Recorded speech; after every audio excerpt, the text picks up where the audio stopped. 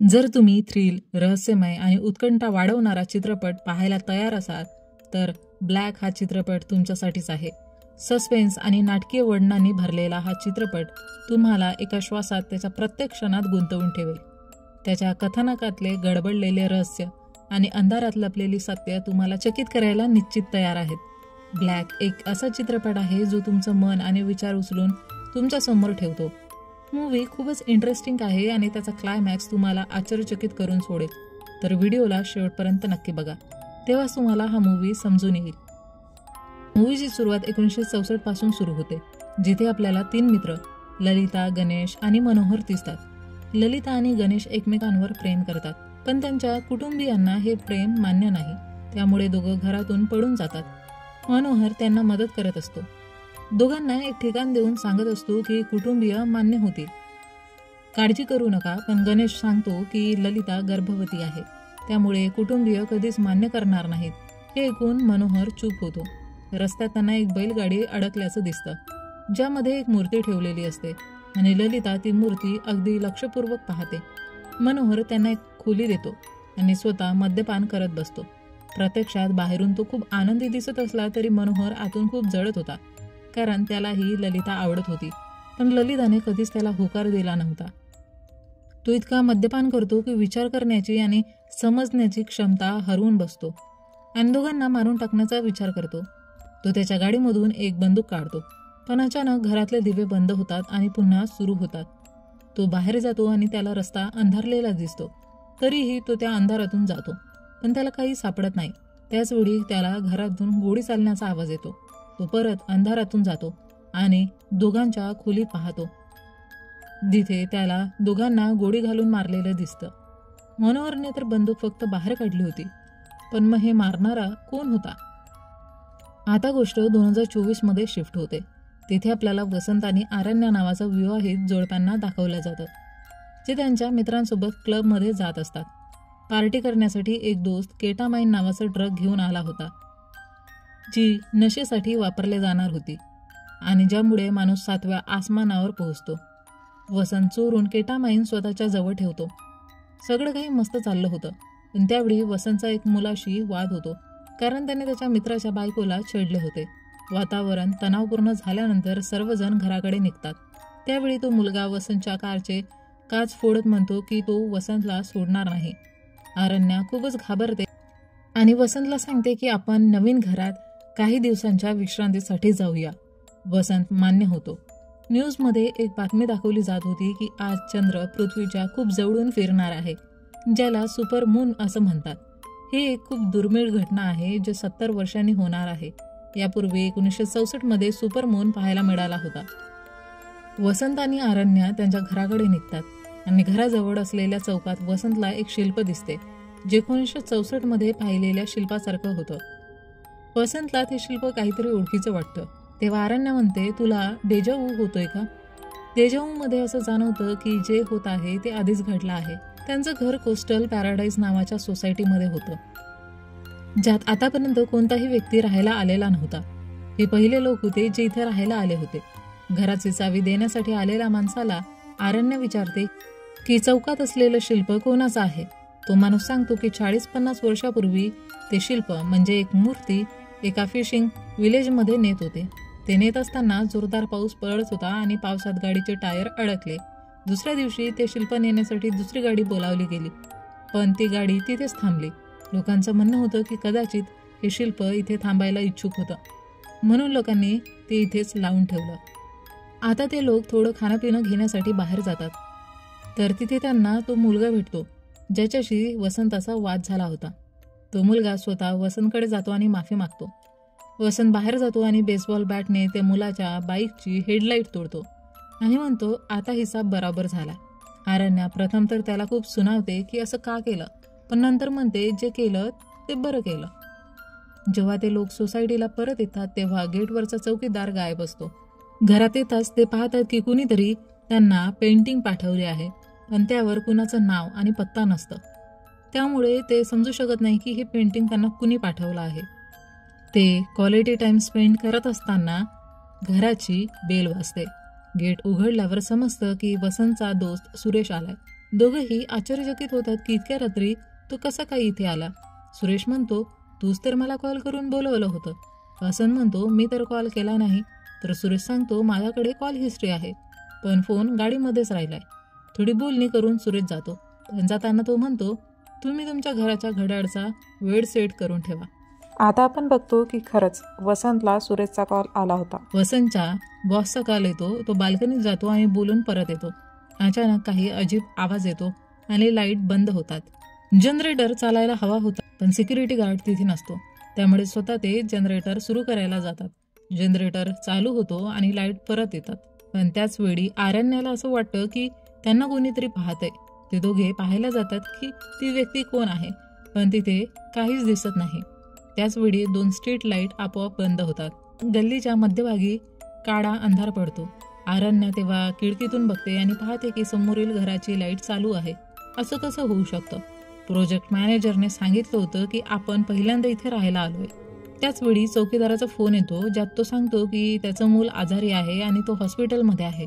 वसंत त्याला विचारतो, आमच्याशिवाय इथे अजून कुणी आला आहे का? कारण समोरील घराची लाईट चालू आहे. तो चौकीदार सांगतो, ते घर अजून विकलं नाही, तर लाईट कशी चालू होईल? त्यानंतर दोघांना खूप अजीब आवाज ऐकू येतात आणि वसंत बाहेर जातो त्या घराची बाजू बघायला. तो त्या अंधाऱ्या जागेपासूनही जातो आणि ते पार करतो. त्याला समजतं की घराच्या लाईट बंद झाल्या आहेत. त्याला घराच्या बाहेर सिगार सापडते, जळालेली. वसंत घरात येतो अनेक प्रश्नांसह. आधी लाईट चालू होती, पण घराच्या जवळ गेल्यावर ती बंद झाली. हे सगळं त्या मुलाने तर नाही केलं ज्याच्याशी आपला वाद झाला होता. वसंत विचारात बुडालेला असतो. तेव्हा आरण्या त्याला परत म्हणते की आपल्या घरासमोरच्या घराची लाईट चालू आहे. दोघे त्या घराकडे जातात बघायला की कोण आहे तिथे. त्यांना पुन्हा त्या अंधाऱ्या जागेपासून जाऊन त्यात लाईट चालू असलेली दिसते. ते घर त्यांच्या घरासारखंच होतं. सगळं सामान त्याचप्रमाणे ठेवलं असतं. त्यांची अवस्था खराब होते जेव्हा ते आपल्या स्वतःच्याच प्रतिमेला त्या घरात बघतात. ते दोघं त्वरित आपल्या घराकडे धाव घेतात. त्यांना समजत नाही की त्या घरात आपलंच रूप कसं आहे. वसंत आरण्याला ती सिगार दाखवत बोलतो की हे त्या घराच्या बाहेर सापडलेली सिगार आहे, ज्याचा अर्थ आहे की इथे तिसरा कोणी व्यक्ती आहे जो आपल्याशी खेळत आहे. आरण्या सिगारचा एक बॉक्स घेऊन येते आणि सांगते, हे सिगार मी तुझ्यासाठी गिफ्ट म्हणून आणलं होतं. आरण्या म्हणते, ही मी बाहेरून मागवली होती, तर इथेही कुणाकडे असूच शकत नाही. दोघांचं डोकं फिरायला लागतं की हे कसं शक्य आहे, काय चाललं आहे. जेव्हा ते लोक तिकडून पडत होते तेव्हा एक गमला त्यांना धडकला आणि पडला होता. वसंत पाहतो की इथेही गमला पडला आहे, म्हणजे तेही इथे आले होते आणि आपल्याला चुपचाप पाहत होते आणि तिथेही तेच सगळं घडतंय जे इथे घडत आहे. दोघे गाडी घेऊन तिकडून पळायला लागतात, पण एकाच ठिकाणावर परत येत होते. जेव्हा ते त्या अंधाऱ्या जागेपासून जातात तेव्हा ते प्रत्येक वेळेस एकाच ठिकाणी येत होते, जणू काही लूपमध्ये अडकले असावेत. आता टॉप व्ह्यू अँगलने आपल्याला दाखवलं जातं, एक मोठ्या अंड्याच्या आकाराचा गोल अंधाराचा बनलेला आहे, ज्यात हे लोक अडकलेले आहेत. ते घरात परत जातात आणि पाहतात की पेंटिंग तुटलेली आहे. आरण्या लगेच आपत्कालीन नंबर डायल करते. वसंत सुरेशला कॉल करून बोलतो की तू घरात आल्यानंतर सगळं गडबड होतंय.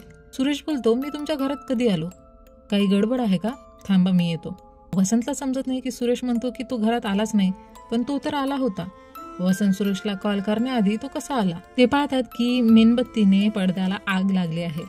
वसंतीला विझवतो आणि आरण्य म्हणते, लाईट येण्याच्या नंतर मी सगळ्या मेणबत्त्या विझून ठेवल्या होत्या, मग ती कशी जळाली? ते बाहेर गेले होते, त्यामुळे कदाचित कोणी तिथं आलं असावं ज्याने ती मेणबत्ती पेटवली आणि मग ती पेंटिंग तोडली असावी. त्याचवेळी ते पाहतात की समोरील घराच्या पडद्यालाही आग लागली आहे. त्यांच्या मनात येतं की आपल्या समोरच्या घरातही तेच घडतंय. वसंत लाईट चालू बंद करतो, विचार करून की आपण सगळे एकाच गोष्टीचा अनुभव घेत आहोत आणि एकाच प्रकारचे विचार करत आहोत. तर काही वेळात तेही लाईट चालू बंद करतील. वसंत जितका विचार करतो तितकं सगळं खरं ठरतो. तेही सेम लाईट चालू बंद करतात. वसंत एका पेपरवर नोट लिहितो की आम्ही कोणालाच नुकसान पोहोचू इच्छित नाही, आम्ही मित्र आहोत. आणि ती नोट अंधाऱ्या रस्त्याच्या त्यांच्या घराजवळ टाकून आपल्या घरी परत येतात.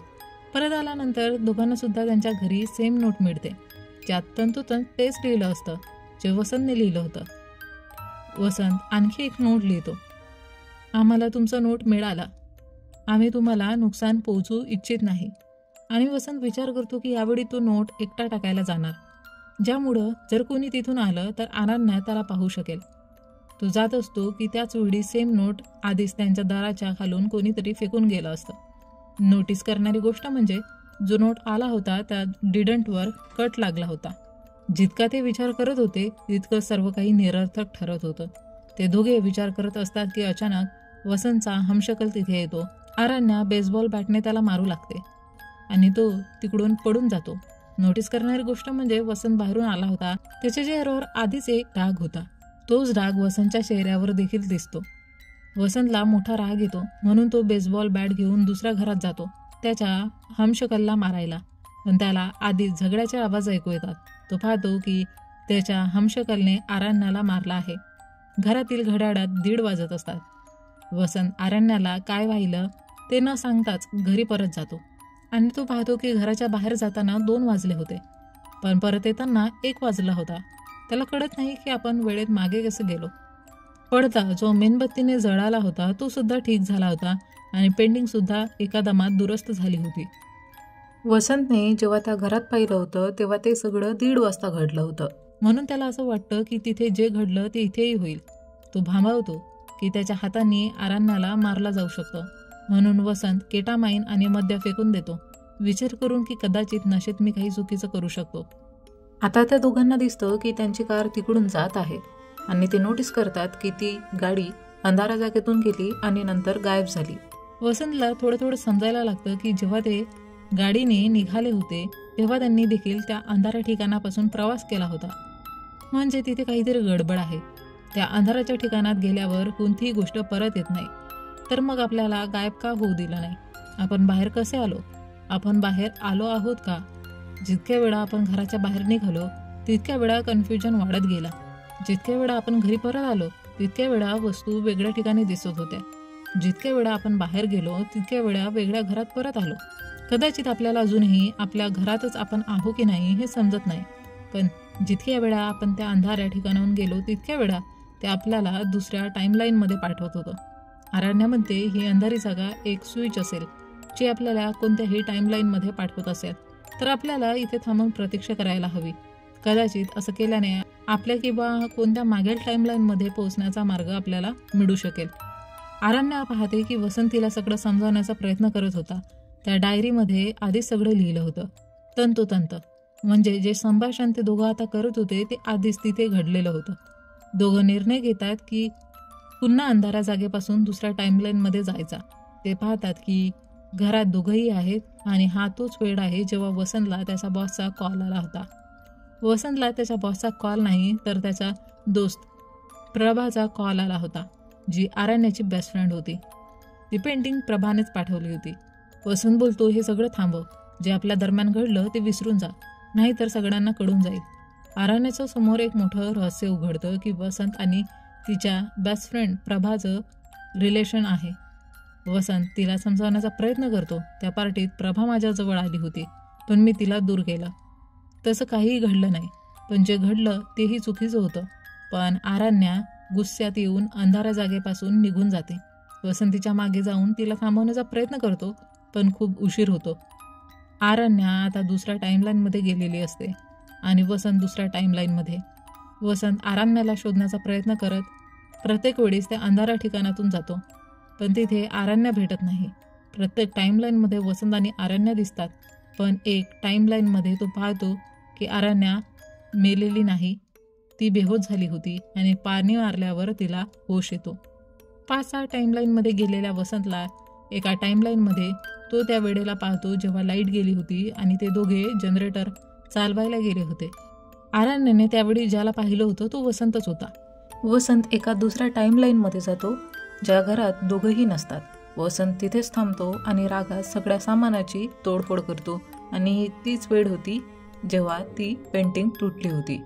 वसंत एकदम हार मानतो आणि विचार करतो की कुठे गेली अरण्या. आणि त्याच वेळेस आपण बघतो की ती अंधारी जागा पण तिकडून निघून गेली आहे कारण चंद्रासमोर ढग आले होते.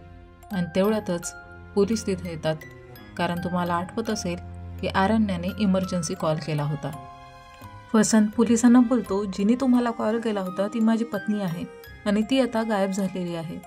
आणि ती कशी गायब झाली हे जर मी तुम्हाला सांगितलं तर तुमचा विश्वास बसणार नाही. पोलिसांना त्याची गोष्ट समजत नाही आणि त्यांना वाटतं की वसंतनेच आपल्या पत्नीला गायब केला आहे किंवा मारून टाकलं असावं, म्हणून ते वसंतला ताब्यात घेतात. वसंत विचार करतो की त्याच्या चुकीमुळे आरण्या गायब झाली, म्हणून तोच तिला शोधून काढेल. वसंत पोलीस स्टेशनमधून पडतो आणि गाडी घेऊन जेव्हा तो त्या चौकात येतो तेव्हा तिथे त्याला एक जुनी गाडी दिसते, जी त्याला पाहून थोडाफार थांबते आणि परत जाते. वसंत त्या गाडीचा पाठलाग करतो आणि तो पोहोचतो मनोहरकडे, जो आता म्हातारा झालेला असतो.